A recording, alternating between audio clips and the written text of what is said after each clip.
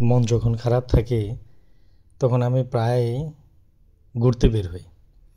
তো হঠাৎ করে বন্ধুরা চলে আসলাম আজকে চিটাগাং।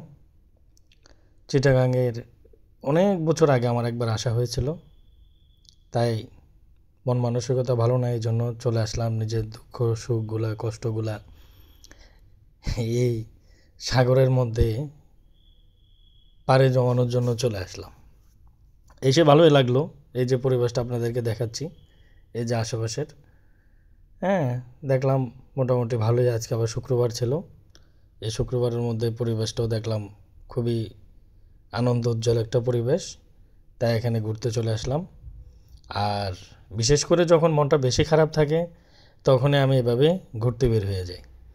কিন্তু আজকে একটা মজার ঘটনা হলো, যত কষ্ট আছে সবগুলা কষ্ট এই সাগরের মাটিতেই বিলীন করে চলে গেলাম। খুবই ভালো লাগলো।